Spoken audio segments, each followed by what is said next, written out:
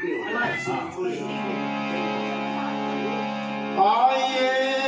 हनुमंत विराजिए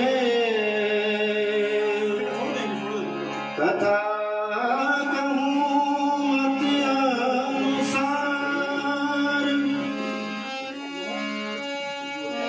प्रेम सहित गाधी धरू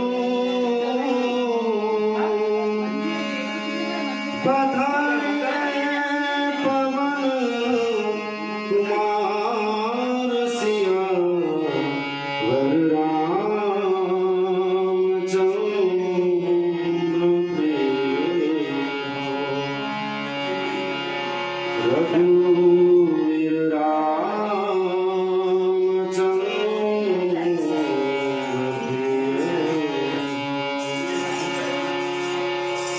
राधा कृष्ण चंद्र प्रिय उमापति महादेव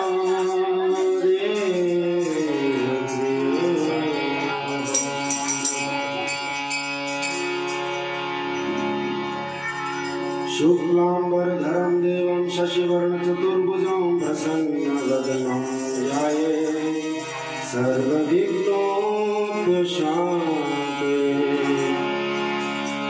शान्ताकारं भुजङ्गशयनं पद्मनाभं सुरेशं विश्वधारं गगनसदृशं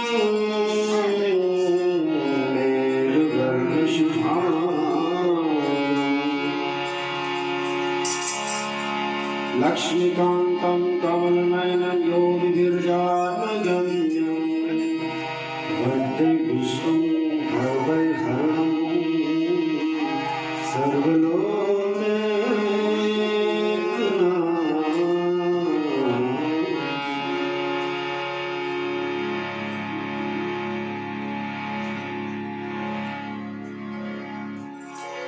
हनुमान जी को बुलाया है तो हनुमान जी को राम नाम बहुत प्रिय है, तो हम सबसे पहले उनका मन रिझाएंगे, तभी हमें भगवान की सही रूप से भक्ति प्राप्त हो सकती है आसानी से।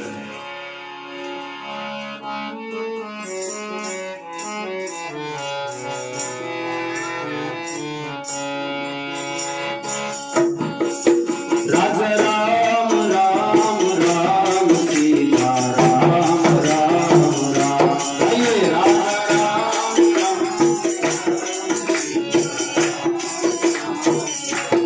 राजा राम राम राम सीता राम राम राम।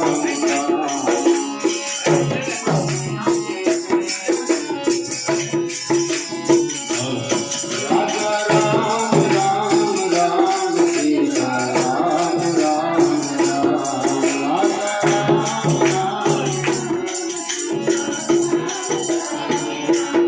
राजा राम राम राम सीता राम राम राम। राजा राम राम राम सीता राम राम राम। राजा राम राम राम सीता राम राम राम।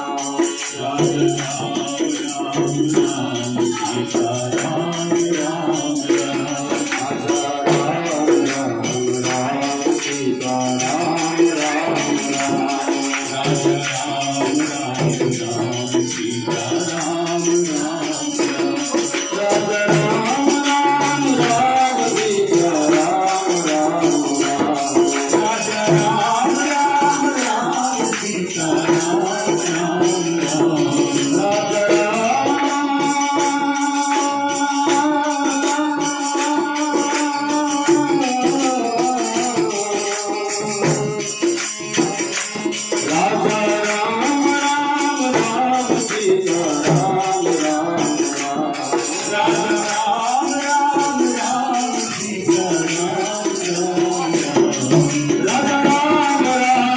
राम सीता राम राम राम।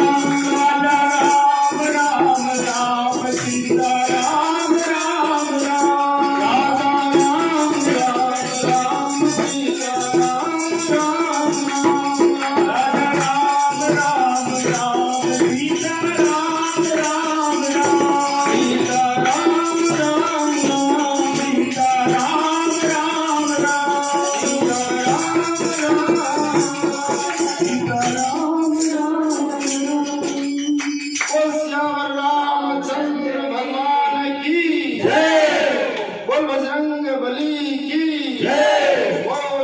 सत्यनारायण भगवान की जय।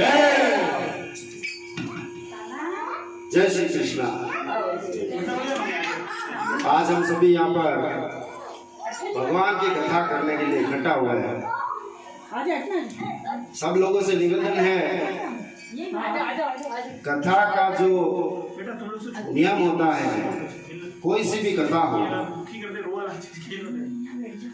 उसमें अगर कोई ज्ञान की बात चल रही है और अगर बीच में अपना ध्यान नहीं हो, तो जिस विषय पर कथा चल रही है उस विषय के आराध्य देव का अपमान होता है। इसीलिए आपने देखा होगा कि ये मैं आपसे कह रहा हूं, निवेदन कर रहा हूं, आपने हर व्रत में ये सुना होगा कि सुखी होने का मैं एक गूढ़ मंत्र बताता हूँ, अत्यंत गुप्त मंत्र बताता हूँ। जब सारे गुप्त है, गूढ़ है, तो फिर प्रकट कैसे है? चाहे मनसा महादेव जी की कथा सुनो आप, चाहे संतोषी माता की सुनो या सत्यनारायण जी की सुनो, सारी कथाओं में यही आता है कि मैं इसका एक गूढ़ रहस्य बताता हूँ, ये संतान प्राप्ति का हो चाहे किसी का भी हो। तो गूढ़ का मतलब ये है कि ये कथा हर कहीं प्रकट करने की नहीं होती है। जहाँ श्रद्धा और विनीत भाव हो वहीं प्रकट होनी चाहिए, अन्यथा फिर वो कथा नहीं रह जाती। आराध्य देव का प्रसन्न होना तो दूर और उल्टा अपमान हो जाता है। तो कहने वाले को भी ये अश्रद्धावान व्यक्ति के सामने नहीं कहनी चाहिए। तो मेरा सभी से निवेदन है कि आप सभी भगवान के लिए विनीत भाव होकर इस कथा का श्रवण करें। इसका जो प्रारंभ हुआ है इस कथा का, वो एक महान ऋषि हुए श्री सूत जी महाराज। सूत जी महाराज इतने महान थे कि उन्होंने अपने गुरु से भगवान के बारे में जो ज्ञान प्राप्त किया, इतने विनय पूर्वक और उत्साह पूर्वक किया कि वो प्रोमिनेंट कथाकार बन गए। यानी कि गुरु द्वारा आदेश मिल गया कि हाँ, तुम जगत कल्याण की कामना से कहीं पे भी ऊंचे आसन पर बैठकर कथा करने योग्य हो, बाकी कोई भी कथा नहीं कर सकता। आज अगर मैं चाहूँ कि मैं कहीं बड़ी सीट पे बैठ जाऊं और कथा का आयोजन हो जाए, तो मैं योग्य नहीं है, क्योंकि मैंने उस स्तर को प्राप्त नहीं किया। तो सूत जी ने किससे स्तर प्राप्त किया था कि जब सुखदेव जी गोस्वामी महाराज परीक्षित महाराज को कथा सुना रहे होते हैं, तब सूत जी महाराज 7 दिन तक लगातार 24 घंटे वहां भागवत ज्ञान में बैठे होते हैं। हालांकि वहां पे हजारों ऋषि होते हैं, लेकिन उन सब में श्रेष्ठ सूत जी महाराज होते हैं। और जब वो द्वापर युग खत्म होके कलयुग शुरू हो जाता है, तब ऋषि मुनि, देखो ऋषि मुनि, ब्राह्मण को देवता क्यों कहा गया? 3 तरह के लोग, 3 तरह के जीव होते हैं, एक मनुष्य, एक देवता और एक राक्षस। मनुष्य जिसके अंदर अच्छाइयाँ होती है, सद्भावना होती है, आप 10 रुपए का व्यवहार करोगे तो वो वापस से व्यवहार समझेंगे, 10 रुपए का व्यवहार वो भी करेंगे। आप चाय पानी तक रखोगे तो वो भी चाय पानी तक रखेंगे। तो ये मनुष्य का गुण है, जितना लेता है उतना आदर पूर्वक वापस लौटाता है। अगर कोई नहीं लौटा रहा तो उसमें राक्षसत्व है, क्योंकि राक्षस का गुण है कि हमेशा लेना, दबोड़ना, कभी देना नहीं, और कभी देने की बात आए तो दुख देना, कष्ट देना, धोखा देना, ऐसी ये राक्षसत्व का गुण है। लेकिन देवता का गुण है कि 1 ग्राम कोई चीज ली तो 1 करोड़ किलोग्राम चीज बांट ली। अब आपको लगेगा देवता हमें कौन सा न्याय कर रहे हैं। वास्तव में अगर एक सिलेंडर 700 रुपए का आता है ऑक्सीजन का, जो शायद 1 घंटा या 2 घंटा पता नहीं कितना चलता होगा, तो हम ये जो श्वास ले रहे हैं वास्तव में वायुदेव की कृपा से ले रहे हैं। तो देवताओं ने हमें ये फ्री पॉकेट की इतने करोड़ों रुपए की ऑक्सीजन दे रखी है, फल फूल ये हम उगा रहे हैं, हमारी मेहनत ही बड़ी चीज नहीं है। सबसे बड़ी चीज है कि हमने तो बस एक बीज डाल दिया, ऑटोमेटिकली वो फल क्यों लगा? ये देवताओं का हमारे ऊपर आशीर्वाद है। इस वजह से मैं कहना चाह रहा हूँ कि देवता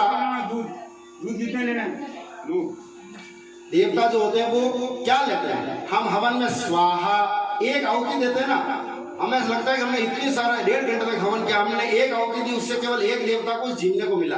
यानी कि आपने एक कवा भी पूरा नहीं बनाया, इतनी सी चीज की आहुति दी है जिसमें देवता प्रसन्न हो गए और आपको हर साल बारिश देते हैं, सूर्य देवता धूप देते हैं, जिससे हमारा जीवन चलता है।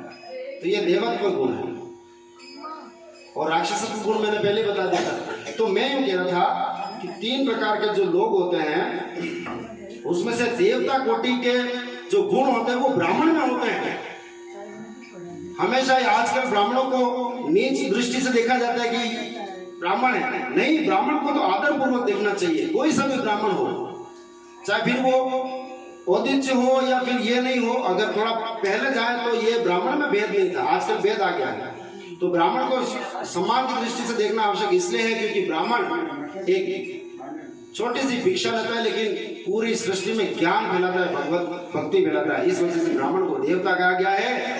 और इसी भावना से 88,000 ऋषि मुनि एकत्र होते हैं एक वन में जिसका नाम था नैमिषारण्य वन। नैमिषारण्य वन में श्री सूत जी महाराज से 88,000 ऋषिगण पूछते हैं कि हे प्रभु, आप सभी वेदों को जानने वाले हैं, सभी वेदों को जानने वाले हैं और हम यहाँ पर इकट्ठा हुए हैं इस वजह से इकट्ठा हुए हैं कि अब जो कलयुग आने वाला है उसमें जो भी मनुष्य उनकी दुर्गति होने वाली है। चाहे जब तब से लेको धर्म कर्म से ले लो, आजकल पाप बहुत बढ़ गया है। तो हो ये रहा है कि किस छोटे से छोटे उपाय से मनुष्य सुखी हो पाएगा, ये हमें चिंता सता रही है। तो देखो उन ब्राह्मणों को चिंता सता रही जबकि उनको कोई लेना देना ही नहीं था हमसे। तो उनकी कृपा के कारण आज हम यहाँ पे इकट्ठे हुए हैं। मन में उनको नमस्कार करेंगे सब जने कि उनको धन्यवाद देंगे। तो फिर सूत जी महाराज कहते हैं, हे ऋषियों, आपने जगत कल्याण की कामना से बहुत ही उत्तम बात पूछी है और इसका जवाब मैं, देखो जो वक्ता होता है ना वो लाग लपेट करने के लिए अगर मर्जी से अंदर कथा में चुटकुले डालता है या कुछ भी डालता है तो उसके लिए कहा जा सकता है कि ये प्रोमिनेंट कथा नहीं है। और जो प्रोमिनेंट कथा होती है यानी कि जो क्या कह सकते हैं ऑथोराइज होता है कथाकार, वो लाग लपेट नहीं करता है, भगवान की एज इट इज बात अपने तक पहुंचाता है। तो सूत जी महाराज इसका जवाब जो दे रहे हैं वो एज इट इज वही दे रहे हैं जो भगवान साक्षात विष्णु ने श्री नारद जी को दिया था। तो सूत जी महाराज ने जवाब दिया, हे ऋषियों, आपने बहुत उत्तम बात पूछी है जगत कल्याण की कामना से। तो सुनिए, एक बार योगी श्री नारद जी अनेक लोगों में भ्रमण करते हुए मृत्यु लोक से जा रहे थे। तो कलयुग में उन्होंने विविध योनियों में उत्पन्न जीवों को नाना प्रकार के दुख भोगते हुए देखा, कोई किसी से दुखी, कोई किसी से दुखी। तो नारद जी बड़े सिरों उठे और भक्त की तो इच्छा होती कि कोई भी दुखी नहीं रहे, सब सुखी रहे, सर्वे भवन्तु सुखिनः सर्वे सन्तु निरामयाः। इस भावना से वो दुखी हुए और फिर भगवान के पास गए। और भगवान के पास जाकर ऐसे नहीं कि जाते ही हम भगवान के पास जाएं तो बिजनेसमैन की तरह जाते हैं और अपन डील करना शुरू कर दे, ऐसा नहीं होता है। हम किसी भी जगह, चाहे कोई सा मंदिर हो, महादेव जी का मंदिर हो या श्रीनाथ जी का मंदिर हो, हमें कैसे जाना चाहिए इस कथा में स्पष्ट रूप से बताया है। भगवान वहां पहुंचते हैं और वहां दिनों के प्रतिपालक शुक्लवर्ण भगवान 4 हाथ वाले शंख चक्र गदा और पद्म लिए सुशोभित शेष सैया पर विराजमान है। नारद जी सबसे पहले जाकर उनको प्रणाम करते हैं और उनकी स्तुति करते हैं। क्या स्तुति करते हैं? स्तुति गाएंगे? किस किस को स्तुति आती है?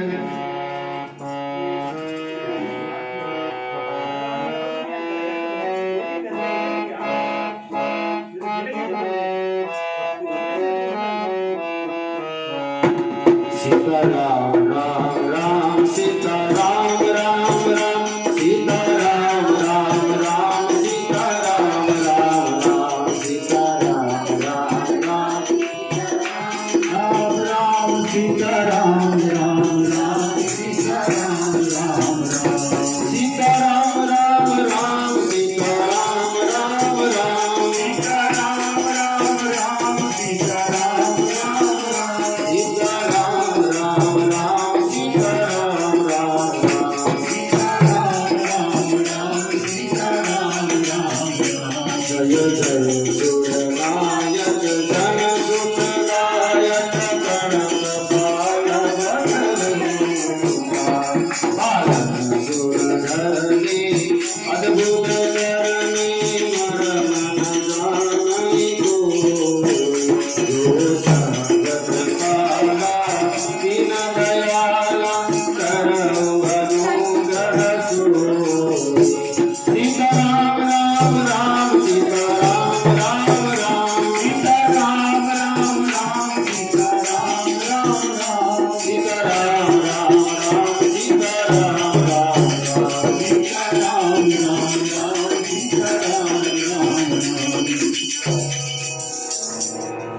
पास जाकर भगवान की स्तुति करने लगे, हे भगवान, हे दीनों के प्रतिपालक, आदि मध्य और अंत से परे, हे घट घट के वासी और हरे के मन की बात जानने वाले अंतर्यामी भगवान विष्णु, आपको मेरा बारंबार नमस्कार है, बारंबार नमस्कार है।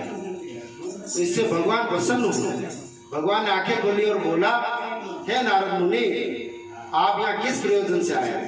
देखो भगवान भी कितना रेस्पेक्ट करते हैं भक्तों की, जबकि वो सर्व समर्थ है, सर्वज्ञ हैं, सब जानते हैं, सब उन्होंने पहले ही देख रखा है, परंतु फिर भी भक्त आपने ये नोटिस किया होगा, कोई छोटा बच्चा अपने पास आता है, कोई छोटी सी घटना हो जाती है कि एक चिड़िया आई, इधर चावल खाया, इधर से दूसरी चिड़िया आई, उड़ गई। एक बच्चा अपने को सुना रहा अपने घर में, अपन उसमें इंटरेस्ट नहीं दिखाता, अपन कोई काम कर रहे इंपॉर्टेंट तो उसी में लगे रहते। तो आप सोचो, जब भगवान इतनी सृष्टियों का पालन कर रहे हैं तो वो तो उसमें लगे रहना चाहिए। अब कोई भक्त आके कहेगा कि भगवान में बहुत दुखी हो गया, वहां ऐसी चीज देखी, तो भगवान इंटरेस्ट क्यों लेंगे? क्योंकि भगवान को पहले से पता है हमारी तरह हो भगवान, अगर सुनेंगे नहीं चल हट, लेकिन भगवान ऐसे नहीं, भक्त की सारी बात सुनते हैं।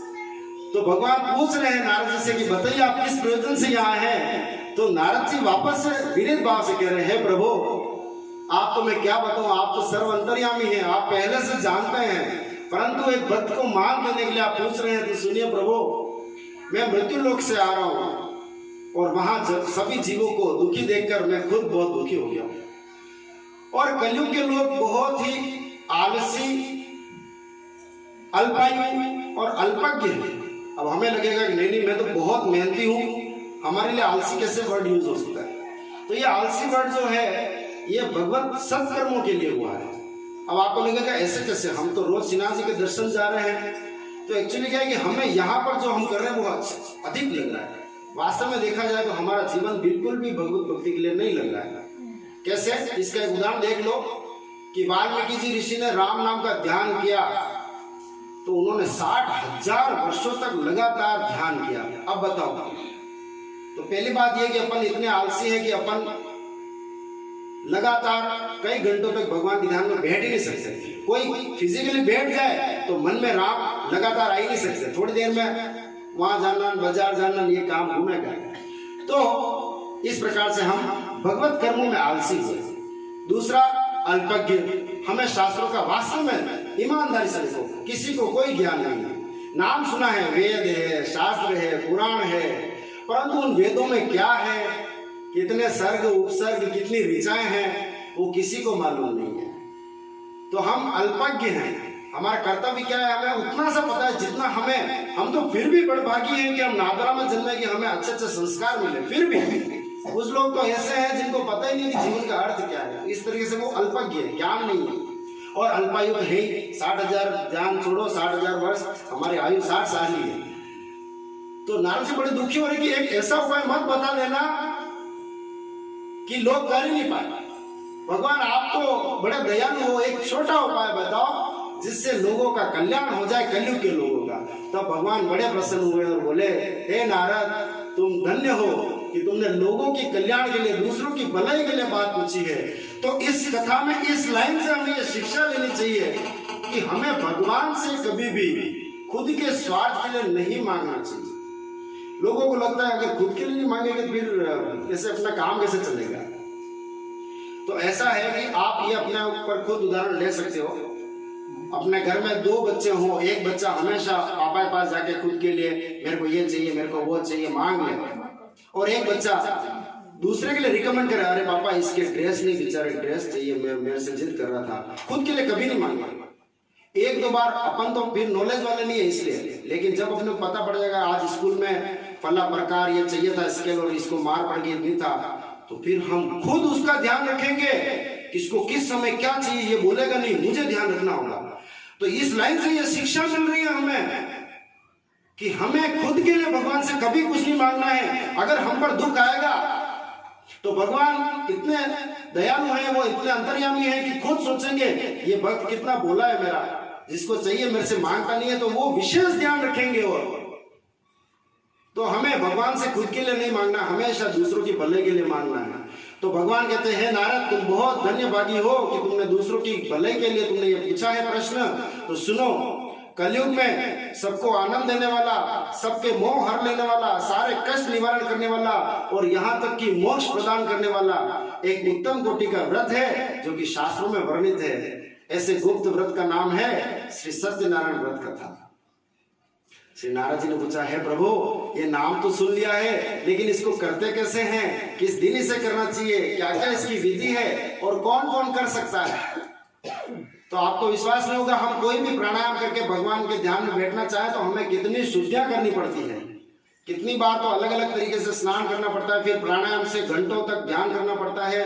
प्राणायाम आसन अष्टांग योग से शुद्ध होते हैं, फिर हम भगवान की पूजा कर सकते हैं। ये है वैदिक नियम। परंतु भगवान कह रहे हैं कलयुग में नियम फेल है, कलयुग के लोग सिंपल स्नान कर ले वही काफी है, फिक्स टाइम और फिक्स तिथि बताऊंगा तो उनसे नहीं सजेगा। क्या क्या बताया है, पूर्णिमा, एकादशी, संक्रांति, अमावस्या अथवा जिस किसी भी दिन भक्ति और श्रद्धा से युक्त हो उस दिन मनुष्य स्नान करके भगवान की कथा करे। विधि क्या है, छोटा सा उपाय बताया है कि बंधु बांधवों के साथ भगवान सत्यदेव की पूजा करें, उनको पके हुए केले के फल आदि ऋतु फल सवय मात्रा में कोई कसार बना दे, गेहूं का आटा नहीं हो तो चावल साठी का, जो एकदम बिल्कुल लो लेवल पे जितना वो कर सकता है करे और भगवान का कथा का गुणगान करे और अंत में भगवान के भजन गाता हुआ रात व्यतीत करे। ये सब करता हुआ अगर इस व्रत को पालन करता है तो वो अंत में सत्यपुर वैकुंठ धाम हो जाता है और इस जीवन में भी सुख भोगता है, दोनों की गारंटी दी। तो इस प्रकार से नारद जी ने ये व्रत का विधान सुना और नारद जी बड़े प्रसन्न हुए और वो विधान नारद जी ने जो सुना, अब यहाँ हमारे माइंड में एक तर्क आता है कि नारद जी ने सुना लेकिन बताया किसे कि हमें पता पड़ा। तो मैंने बोला कि जो प्रोमिनेंट कथाकार होते हैं जैसे कि सुखदेव जी गोस्वामी महाराज और सूत जी महाराज, तो ये सुखदेव जी गोस्वामी महाराज ने प्राप्त किया ज्ञान नारद जी से और सुखदेव जी से प्राप्त किया सूत जी महाराज ने, और सूत जी महाराज उन ऋषियों को बता रहे कि हे ऋषिगण ऐसी ऐसी बात हुई थी और वो मैं एज इट इज बता रहा हूँ, उसमें कोई लाग लपेट नहीं है। तो इस प्रकार से हमने पहले अध्याय में जो वार्ता हुई थी वो पूरी की। बोल श्री सत्यनारायण भगवान की जय।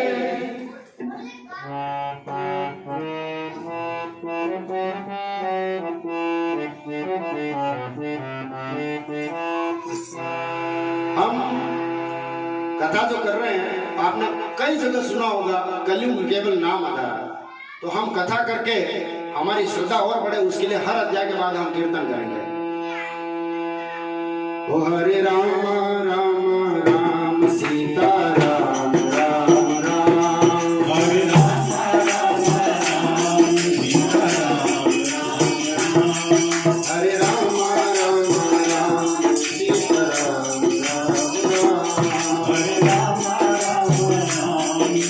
राम राम, हरे राम राम राम सीता राम राम,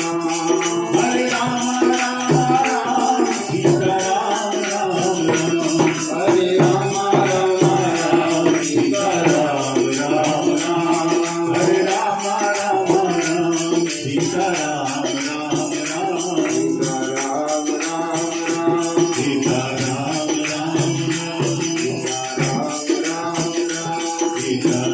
राम तो इस प्रकार से अब अपन दूसरा अध्याय शुरू करने जा रहे हैं। उससे पहले मेरा एक निवेदन है। देखो थोड़े दिन पहले की बात है, मतलब लॉकडाउन के पहले की बात है, मैं क्लास में पढ़ा रहा था। किसी बच्चे ने मेरे से प्रश्न किया कि सर इसका क्या कारण है कि आप सेम पढ़ा रहे हो लेकिन एक बच्चा तुरंत पकड़ पा रहा है, हम पकड़ नहीं पा रहे।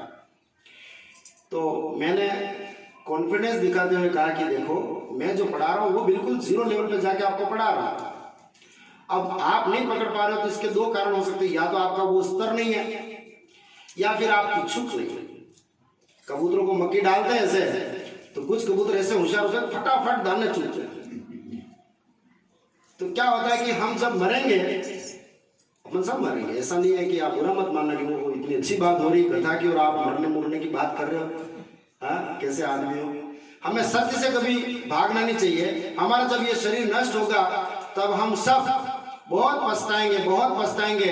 लेकिन वो लोग पछताएंगे जो भक्ति नहीं कर रहे हैं, लेकिन जो भक्ति कर रहे हैं ना वो ज्यादा पछताएंगे।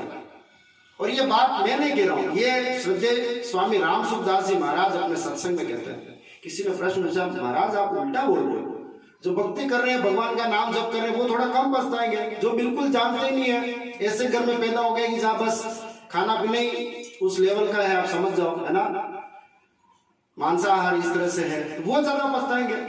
बोला नहीं, वो तो यूं पछताएंगे कि हमारा जीवन व्यर्थ हो गया, हमें तो किसी ने बताया नहीं कि भगवान का नाम लेना चाहिए, जीवन का उद्धार करना चाहिए।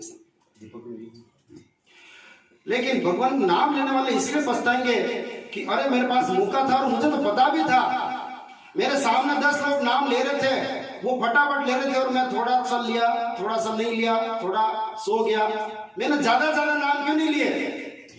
तो मेरा ये आप सबसे निवेदन है कि यहाँ जो कथा हो रही है और उसके बाद जो कीर्तन हो रहा है, इस कीर्तन में पूरा पार्टिसिपेट करना है, आपको बोल बोल के भगवान का नाम लेना है। नहीं तो फिर ऐसा होगा कि ओ माय गॉड, वहां राम नाम की लूट हो रही थी और मैं वहां बैठा था और मुझे पता भी था कि नाम कितना पवित्र है, लेकिन मैं नहीं ले सकता, तो वो ज्यादा पछतावा होता है। तो हम कथा को आगे बढ़ाते हैं। कथा आगे जो जाती है वो इस प्रकार से कि सूत जी महाराज ऋषियों, सारे ऋषि दोनों को बोलते हैं कि हे ऋषि मुनियों, अब मैं आगे की कथा कहूंगा। एक रमणीक काशी नाम का नगर है, काशी हम जानते ही हैं। वहां पे एक अत्यंत निर्धन ब्राह्मण रहता था, शताधन नाम का, और वो प्रतिदिन पृथ्वी पर भिक्षा के लिए घूमता था, लेकिन उसको प्रॉपर भीख नहीं मिलती थी, तो वो 2 वक्त खाने का भी जुगाड़ नहीं कर पाता था और एकदम दीनहीन जर्जर हालत में था।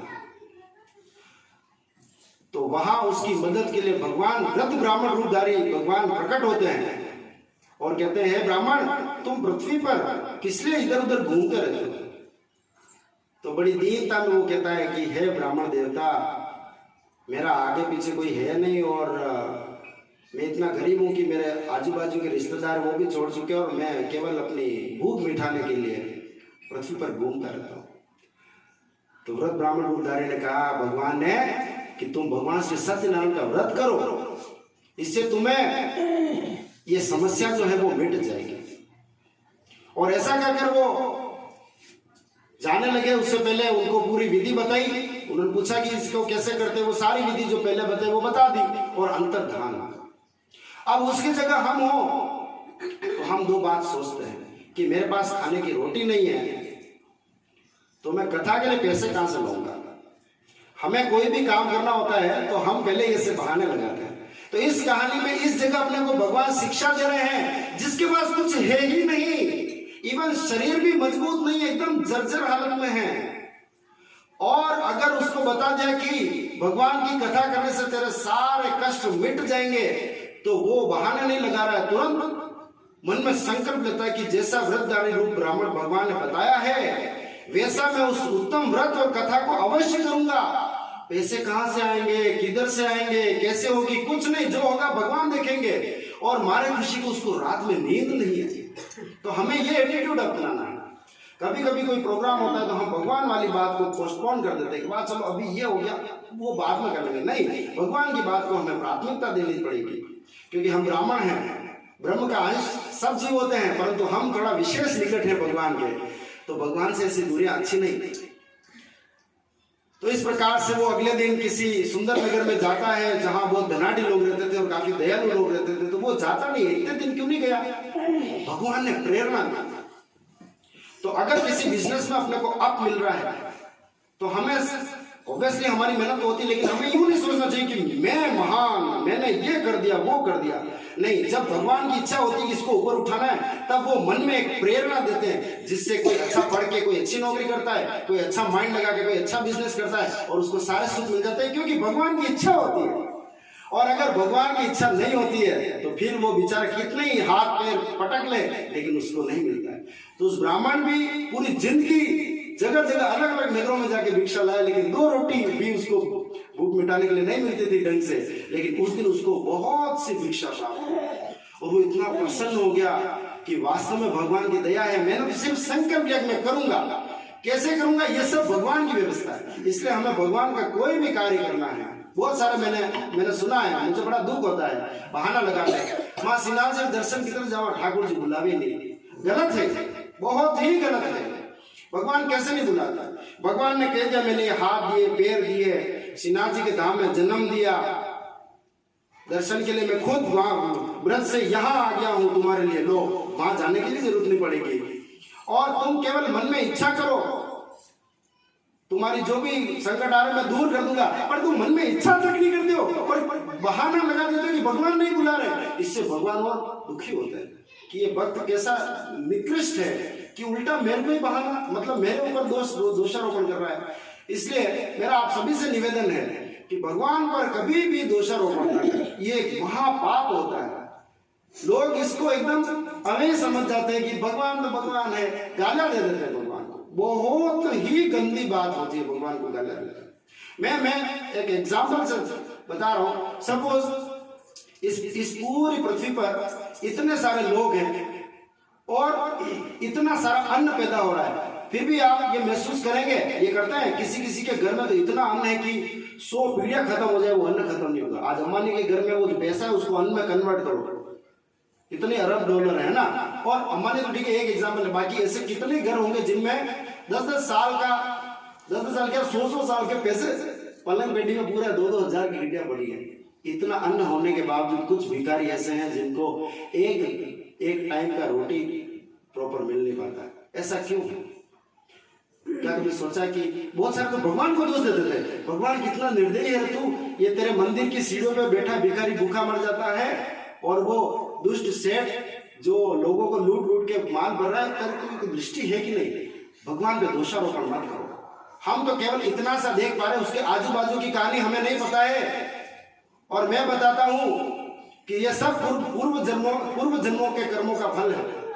कोई भिखारी है तो यकीनन मेरा विश्वास करता है, मेरे गुरु ने मेरे अंदर इतना विश्वास भर दिया कि मेरे को भगवान के ऊपर कोई कुछ गाली देता तो मुझे बड़ा गुस्सा आता है। मुझे इतना विश्वास है कि जरूर वो पिछले जन्म में ऐसा आदमी रहा होगा कि एक छोटा सा बाल क्या आ गया होगा, खाली उसने फेंक दी होगी, इसलिए भगवान उस पर रुष्ट होकर उसको अपराध का मतलब दंड दे रहे हैं। तो हमारी वहां पर कर्तव्य यह है, ड्यूटी यह है कि हम उसको भोजन के प्रबंध करें, लेकिन भगवान को दोष नहीं ठहराए। अगर किसी की शादी नहीं हो रही है तो गलती उसकी है, उसने जरूर पूर्व कर्म में उसकी पत्नी को बहुत दुख दिए होंगे, इस वजह से भगवान उस पर रुष्ट होकर उसको कुंवारा रख देंगे। किसी के पास पैसा नहीं है, गरीब है, तो उसने पैसों का बहुत दुरुपयोग किया होगा। किसी के माता पिता नहीं, बचपन से बहुत सारे ऐसे कहते हैं, मेरे पास प्रश्न आते हैं, विष्णु तू भगवान को मानता बता, उस बच्चे का क्या दोष जिसको पैदा होते ही उसकी माँ झाड़ी में छोड़ गई, वो तो जन्म ही नहीं। भगवान इतना निर्दयी क्यों है? फिर मैंने उस कड़वी बात को पिया, भगवान की बात से मैंने खुद क्षमा मांगी, भगवान मैं बात सुन रहा हूं जो मेरे को पाप लगेगा। फिर मैंने उसको समझाया कि जरूर वो व्यक्ति जो झाड़ियों में पड़ा है शिशु, जरूर वो व्यक्ति पिछले जन्म में अपने माँ बाप को धुतकार मारता और माँ बाप रोए होंगे खून के आंसू, तभी उनके श्राप के कारण भगवान ने उस अपराध का दंड दिया है कि तुझे अगले जन्म में माँ बाप नसीब नहीं होंगे। परंतु भगवान इस मामले में दोषी नहीं है। और अगर वहां हम ऐसी स्थिति देखते हैं तो हमें भगवान की विधि में ऐसा नहीं है कि ओहो ये तो इसके कर्म है, मैं क्यों करूं, ये फिर अपना अपराध है। हम अगर ऐसी स्थिति देखें तो हमारा कर्तव्य है हम उसकी मदद करें, क्योंकि ये मदद चाहते तो भगवान यही पाप नरक में भुगतवा सकते थे। नरक में आधा पाप ही भुगतता है, आधा पाप अगले जन्म में आकर पृथ्वी लोक पर भुगतता है। उसका कारण है ताकि दूसरे लोग उसका लाभ उठा सके। इसलिए मेरी आप सबसे निवेदन है कि अगर कोई ऐसा दीन दुखी दिखे तो उसकी मदद अवश्य करें। तो निर्धन ब्राह्मण अगले दिन भिक्षा लेने जाता है, उसको बहुत सारी भिक्षा मिलती है और भिक्षा प्राप्त करके जब वो आता है तो जैसे धन आता है तो सबसे पहले कौन आते हैं? आज अगर लाला राम जी हैं तो सब लालियो लालियो करेंगे, अगर पैसा नहीं है तो जैसे पैसा आता है सबसे पहले आती है उसकी खोई हुई इज्जत, क्योंकि लोगों की फितरत है, जब तक पैसा है सभी पूछते कैसा है, तो लाला राम जी है जो वो लाला राम जी हो जाते हैं। तो उस प्रकार से सतानंद जी को जैसे ही बहुत सारी भिक्षा मिली, ढेर सारे रत्न वगैरह पैसा मिले, तो उन्होंने बहुत सारा सामान खरीदा और मंडप सजाया, और जैसे ही बंधु बांधवों को सूचित किया तो सारे बंधु बांधव प्रसन्न चित्त से, अरे सतानंद जी बुला रहे हैं, अब सतानंद से सतानंद जी हो गए। और फिर क्या कथा हुई है भगवान की, क्या कथा हुई है, और इस प्रकार से उसने आजीवन भगवान की कथा प्रत्येक पूर्णिमा और संक्रांति प्रभु पर की, और भगवान का गुणगान करते हुए उसने सारे सुखों को यहाँ भोगा और अंत में सत्यपुर वैकुंठ धाम हो गया। इस प्रकार से सूर्य मुनि उन ऋषियों को बोलते हैं कि इस प्रकार से ये जो भी विधान था मैंने सब कह दिया है, अब मैं और क्या बात करूं। तो ऋषि मुनि कह रहे हैं कि हम सब की उस व्रत पर श्रद्धा हो रही है, इच्छा और इंटरेस्ट जग रहा है, अब हम सबको ऐसा बताइए कि उससे ये व्रत आगे कैसे बढ़ा। देखो ये जो कथा है वो बिल्कुल भी काल्पनिक नहीं है, एक एक लाइन सटीक है। नारद पुराण में रेवा खंड में ये सत्यनारायण कथा आती है, ये पुराण की कथा है, कोई काल्पनिक कथा नहीं है। तो ये सतानंद ब्राह्मण था ना, ये सुदामा जी के पूर्व जन्म का है, हम ये आगे पढ़ेंगे। तो ये वास्तव में सतानंद नाम का आदमी हुआ है, ऐसा नहीं कि नहीं हुआ। तो यूं कहते हैं कि अब आगे की कथा कही है, तो सूजी कहते हैं तो सुनिए। एक बार उसी ब्राह्मण की बात करूं कि वो अपने घर में बंधु बांधव के साथ, अब तो उसका घर बन गया, महल हो गया, कोठी हो गई है, कथा चल रही है, भजन कीर्तन जिके लग रहा है भजन हो गया है। और वहां बाहर एक लकड़ी बेचने वाला लकड़हारा आया, उसने देखा कि बड़ा प्रोग्राम हो रहा है। अब आज की तरह नहीं है कि गेट पर ऐसे लिखते कुत्तों से सावधान, पहले तो हाथ जोड़कर लिखते थे पधारो सा स्वागतम। तो वो भी अंदर गया, हॉल में बढ़िया कीर्तन हो रहा था, वो भी बैठा, उसने भी कथा सुनी, जल पिया, प्रसाद ग्रहण किया, और फिर हाथ जोड़ के पूछा कि ये सब क्या हो रहा है।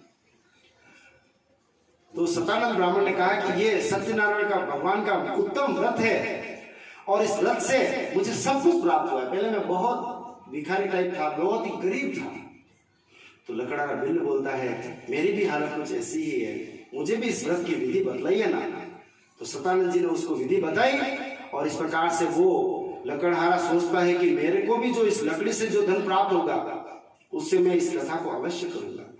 चलते चलते सोच रहा है, और भगवान की प्रेरणा देखिए, उसके कदम एक ऐसे नगर में जाते हैं, सब धनाढ़ी लोग रहते हैं, भाव पूछो 10 का तो 2 रुपए टिप देके जाते हैं।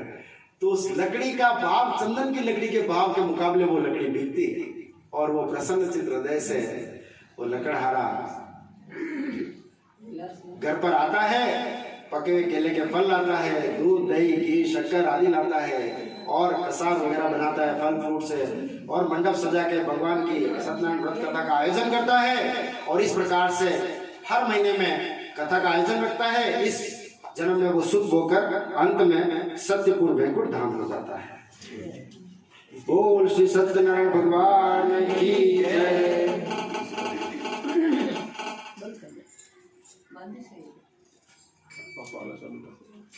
फोन बंद कर देता हूँ, फोन ही बंद कर दिया।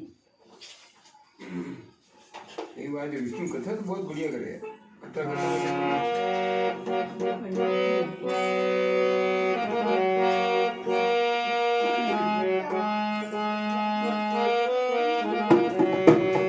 हरे कृष्णा कृष्णा कृष्ण कृष्णा हरे हरे हरे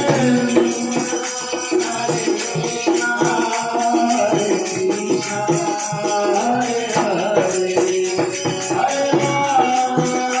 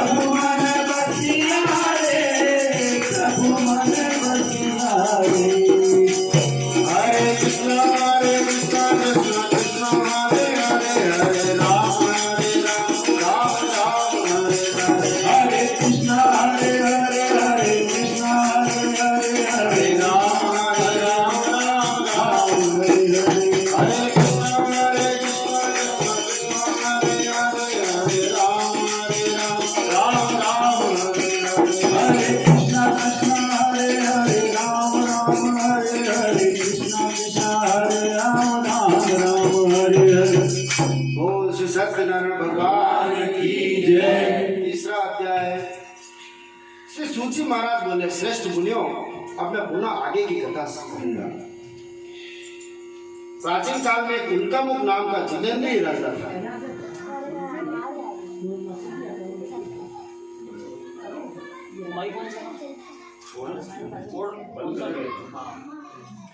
जितेंद्रीय, सत्यवादी और बुद्धिमान नाम का राजा था। वह अपनी धर्मपत्नी के साथ प्रतिदिन देवालय जाता और वहां पर बहुत से ब्राह्मणों को दक्षिणा देकर संतुष्ट करता था। भगवान की कथा और पूजन एक दिन वह कर रहा था भद्रशिला नाम की नदी के किनारे। देखो, नदियों और पर्वतों और उद्यानों का बहुत महत्व है।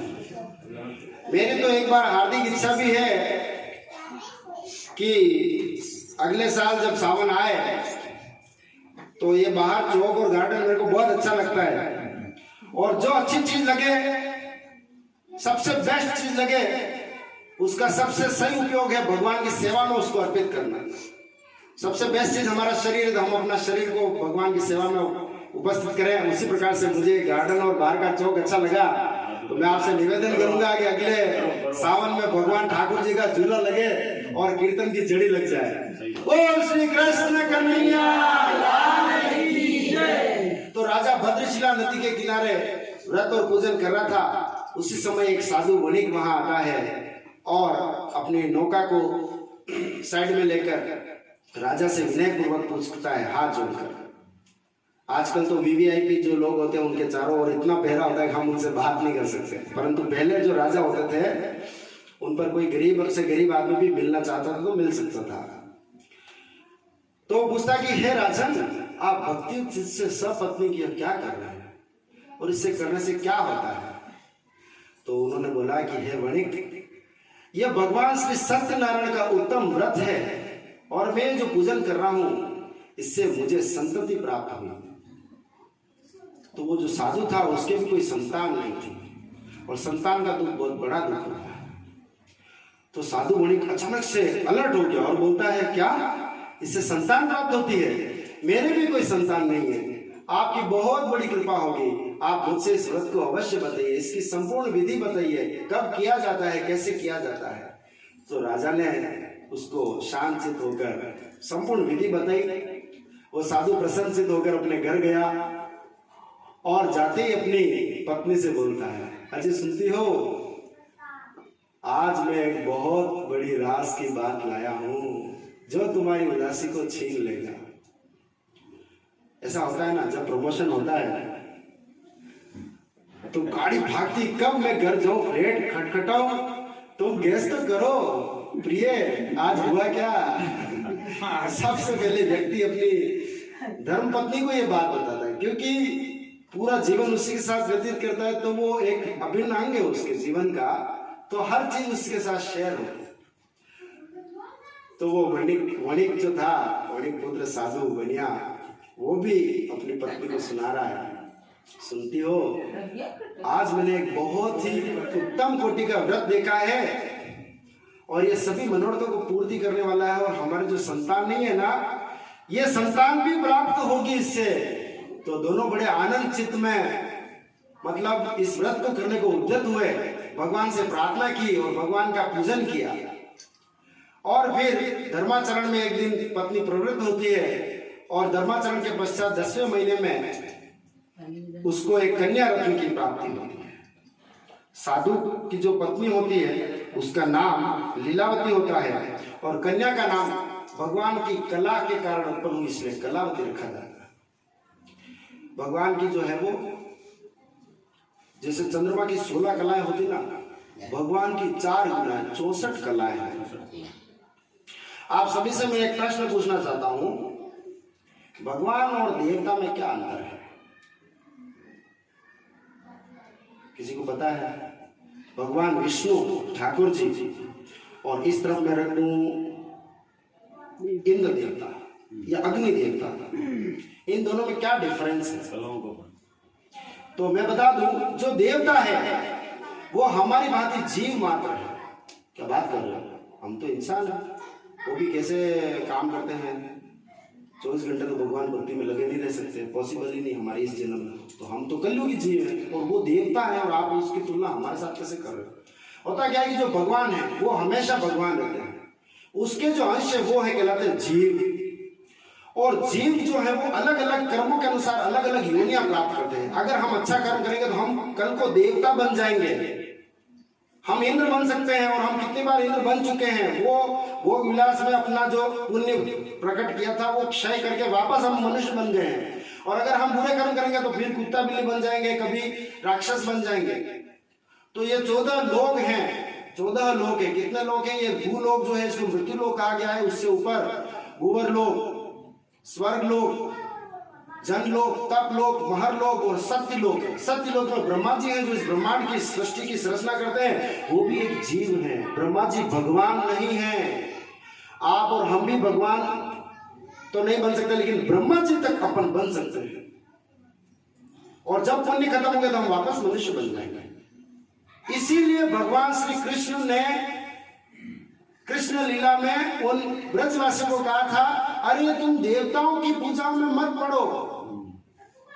मैं यूं नहीं कह रहा हूं कि देवताओं की पूजा करना गलत है, लेकिन मैं यूं कहना चाह रहा हूं कि देवताओं की पूजा जो करते हैं ना, वो केवल लो डिग्री की पूजा मानी जाती है। वरुण देव की पूजा की, अग्निदेव की पूजा तो करना हमारा धर्म है, परंतु अपन अपनी इच्छाओं की पूर्ति के लिए कभी राणा जी के चले गए, तो कभी तो राम जी कोई पीर के चला जाता है। अरे ये सब क्या है? जब हमारे ठाकुर जी हमारे पास है, हमारे नादरा में सिन्हा जी हमारे पास है, तो क्या पीर पूरी डोरा डोरी करते रहते? यार मेरे को ये आश्चर्य होता है।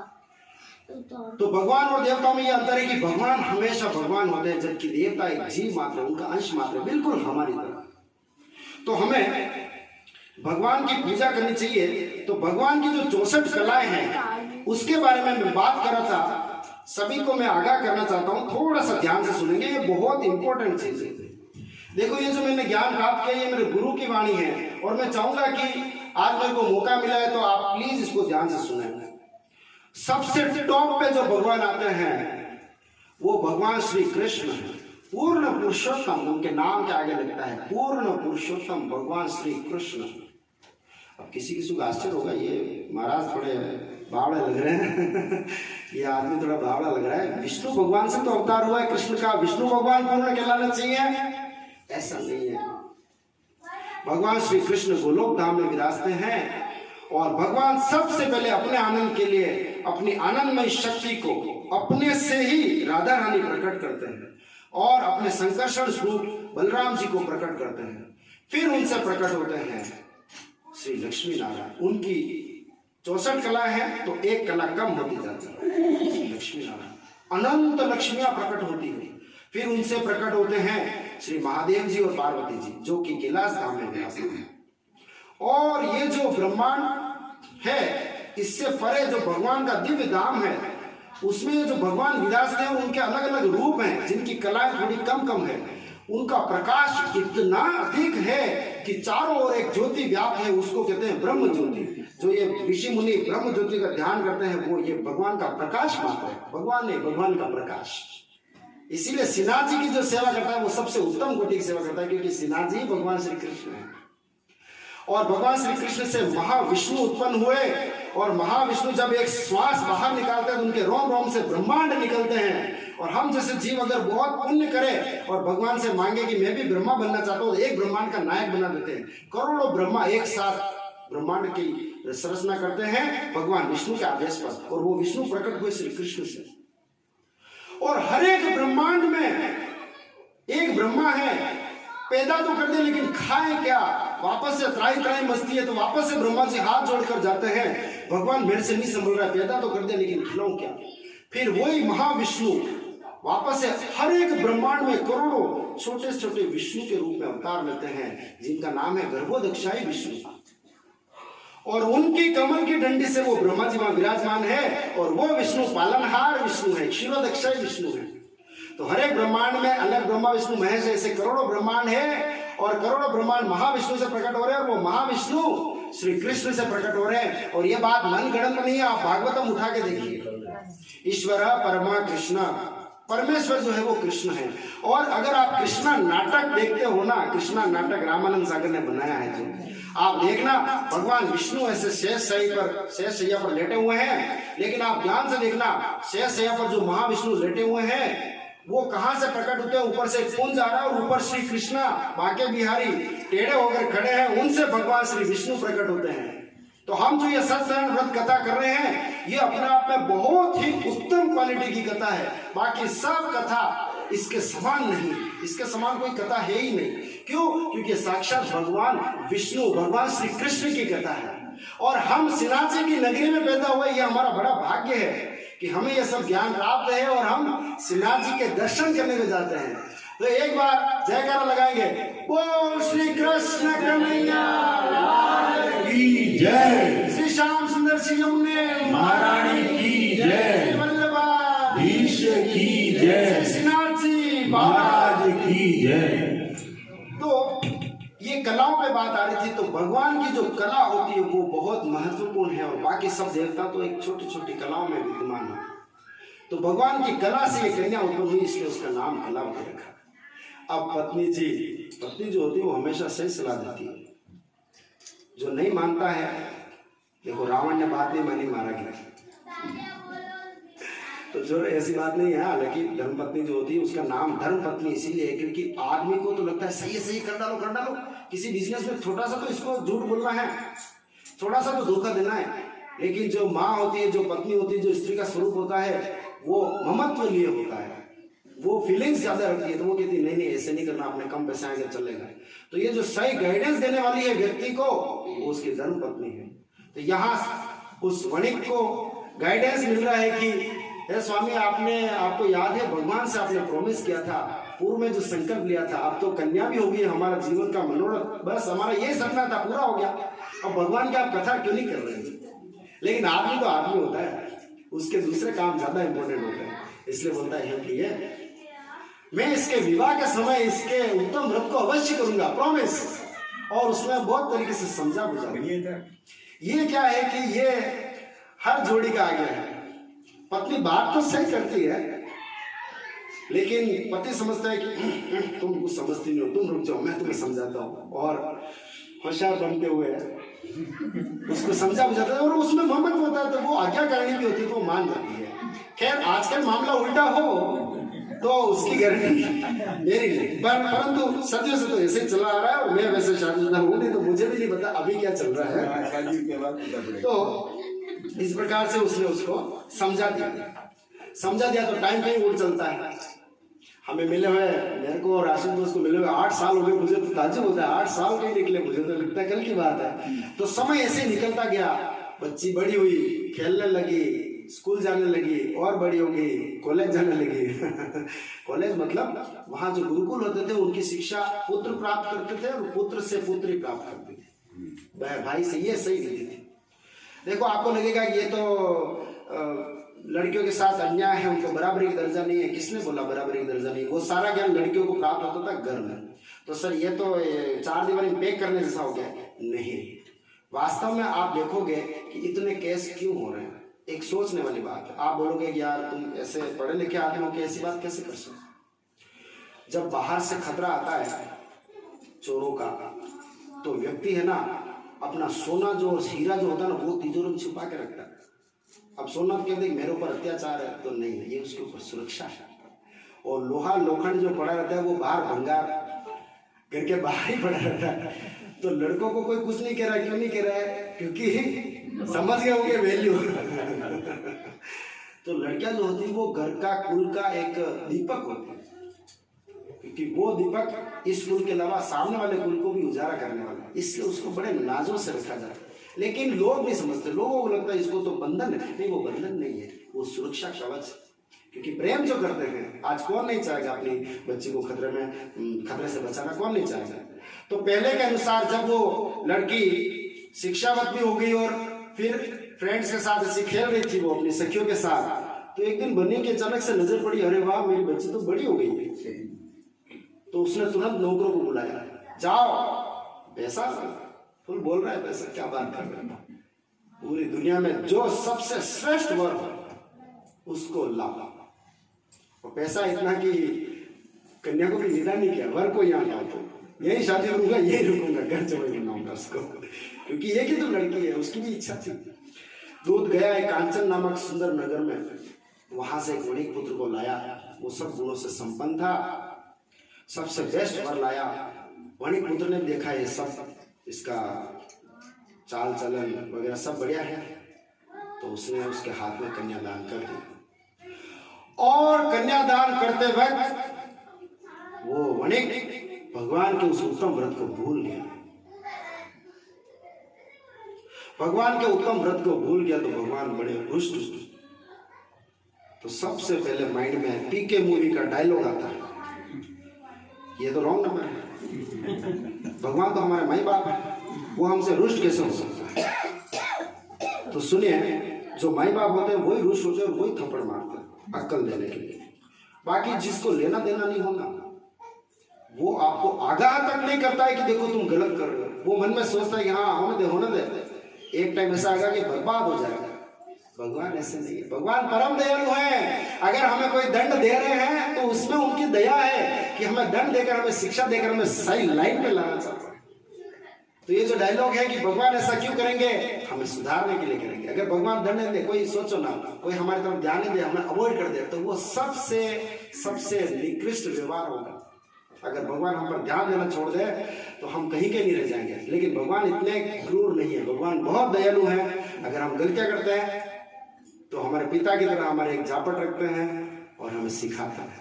तो उसमें हमें उसको आत्मसात करना चाहिए, उसको एक्सेप्ट करना चाहिए। यूं नहीं, बहुत सारों की क्या होता है, जब अच्छा होता है तो अरे वाह मैंने तो सिन्हा जी सब न्याल कर दिया, और जब अच्छा नहीं होता है, सिन्हा जी क्या कर रहे हैं, अच्छा मतलब अब तुम चाहो वैसे सिन्हा जी करें। सिन्हा जी तुम्हारे नौकर है, वो तुम्हारे बाप है, सबके बाप है, बापों के बाप है, वो चाहेंगे वही होगा। तुम तो अपने में देखो कि क्या गलती हो रही है मुझसे, जिस वजह से मुझे ये कष्ट उठाना पड़ रहा है। जरूर कहीं न कहीं अपनी ही गलती रही होगी। तो ये बात यूं चल रही है कि जब वो बनिया सत्यनारायण व्रत को भूल गया तो भगवान ने उसको अवॉइड नहीं किया, उसको रुष्ट होकर श्राप दे दिया कि तुम्हें दारुण कठिन और महान दुख प्राप्त होगा।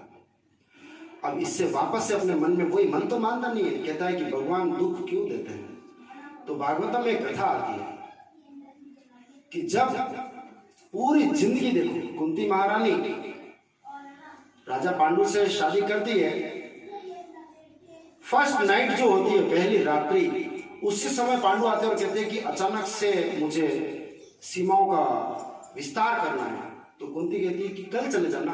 बोले नहीं, सीमा विस्तार करना का मतलब ये नहीं कि मैं अपनी वीरता प्रदर्शित करना चाह रहा हूँ, ये इसलिए है कि मैं अपने पूर्वजों का कर्ज चुका रहा हूँ। जितना राज्य मुझे मिला है मैं उसमें वृद्धि करूँ, और वृद्धि करने का उद्देश्य यही है कि जहां तक मेरा राज्य होगा, मेरी जिम्मेदारी उन लोगों को सुखी करने की।